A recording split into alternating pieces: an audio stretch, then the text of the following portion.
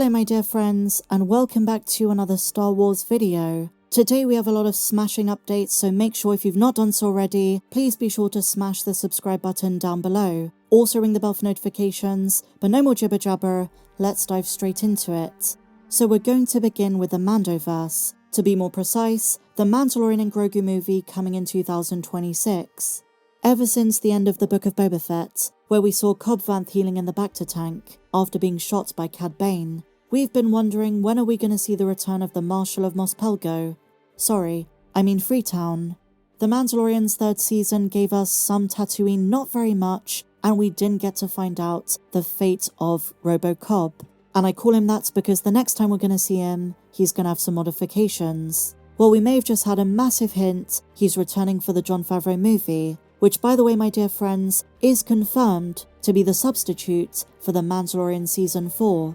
The scripts Jon Favreau and Dave Filoni worked on for the fourth season are being converted to the movie. So with this in mind, let's follow those breadcrumbs. The photo you're looking at on your screen at this very moment was taken on October 1st. Timothy Oliphant at the LA Philharmonic Gala. Now notice his hair and facial hair appear to be grown out. He doesn't always wear it like this in public, and his overall style is noticeably similar to what he looks like as Cobb Vanth. Given the Mandalorian and Grogu is filming as we speak, could this be a sign he's been filming some scenes and is returning for the 2026 project? When Jon Favreau said, this movie is going to be a culmination of not just The Mandalorian, but parts of Ahsoka, Skeleton Crew and Book of Boba Fett, I hope when he's talking about the latter, he's referring to Marshal Cobb Vanth. Oliphant is a fantastic actor, and this is one of my favourite Mandoverse characters. Highly recommends the Aftermath trilogy. But on the subject of Mando, with frequent updates coming out of this movie, some fans have been going back to reminisce on the first season of the show, and what I've noticed is fans saying the show really fell off. Now while I personally admit, the third season is my least favourite, I don't think Mando is unsalvageable. Maybe you'll say I'm wrong for having hope, but I'm really pumped for the movie. I still get very excited when I see these characters, especially with some of the casting reports, the D23 trailer, and a return to focusing on Mando and Grogu. I think this could be special, and I guess maybe I'm not as doom and gloom about it. What do you guys think? Let me know down below. Staying on the subject of the Mandoverse, my dear friends, I'm going to preface this by saying possible huge spoiler warning. Some plot leaks for Skeleton Crew have just emerged. They're unverified, but worth covering because, as you're going to see, they're too specific to be fake. This sounds precisely like something Lucasfilm would do. As always though, massive pinch of salt. Let's get into it. I'm just going to cover some of the main points. According to the new report, the planet the children that we see in the trailer live on is not what it seems. They live on one tiny part of it that is terrestrial, harmonic, and futuristic. This used to be an imperial planet, and it was designed this way. Only 1/3 is habitable, while the rest is composed by forced labor camps and mining extraction of natural resources, something the kids are oblivious to. But during the New Republic, this planet is very much sought after. All of those who live on it know their location is a secret. The main city is isolated from the rest of the world, and most people there don't know what happens outside of it, especially the kids.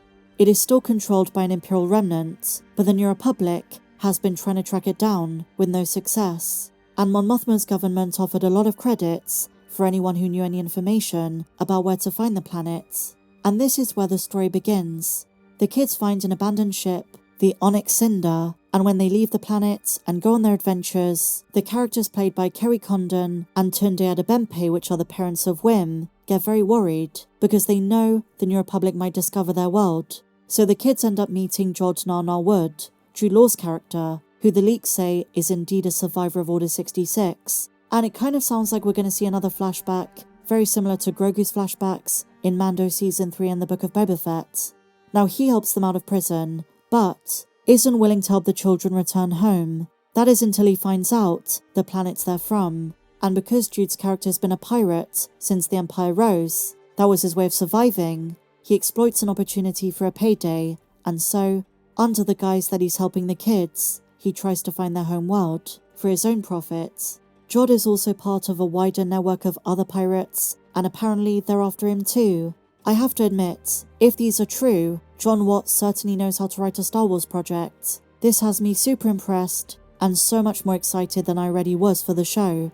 What has me most encouraged about these rumours is they sound as though they come right from the pages of the expanded universe, and they might have some interconnectivity with the Shadow Council. And a further thought I had is, could they be linked to what's being set up in the Battle of Jakku comics, which were earlier in the timeline? Are we dealing with the Unknown sector, under the jurisdiction of Adelhard?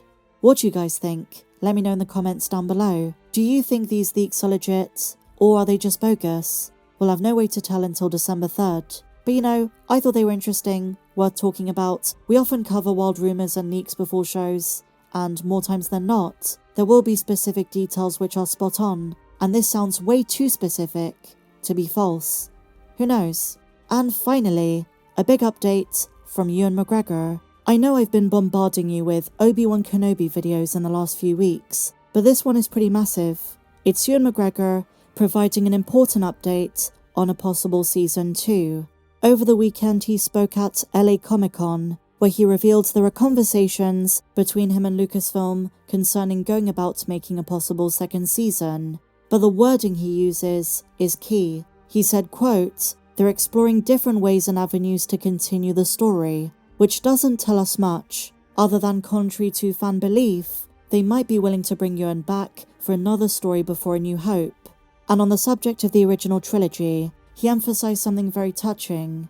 Whenever he's filming scenes as Obi-Wan, he always keeps Sir Alec Guinness in mind with every single take, and sometimes that meant shooting scenes more than once. He wanted to ensure his version did justice to the original version, and he tried to act in a way that he imagined the late Guinness would have in that same position. Although, he was cautious to note, he didn't necessarily want to fall into the trap of mere impersonation. But on the subject of doing more with Kenobi, he went on to tease flashbacks with Hayden, presumably in the Ahsoka show, could be a way of doing it, and he expresses a desire to wear Clone Wars era Obi-Wan armor alongside Christensen, something which, since the first season, fans have been clamoring for, because while Ahsoka Tano learnt a lot from Anakin, she also learned quite a lot from the negotiator himself, Obi-Wan. So who knows? We could see him in flashbacks in Ahsoka's second season. Like I said the other day, my dear friends, it is now confirmed to be filming sometime mid-2025. A 2026 release date is almost a guarantee. But with that said, my dear friends, that brings us to the end of today's Star Wars news update. What do you make of everything we spoke about? Share your thoughts in the comments down below. If you enjoyed this video, please be sure to give me a big fat thumbs up. Subscribe if you're new, check me out on socials, and may the Force be with you, always.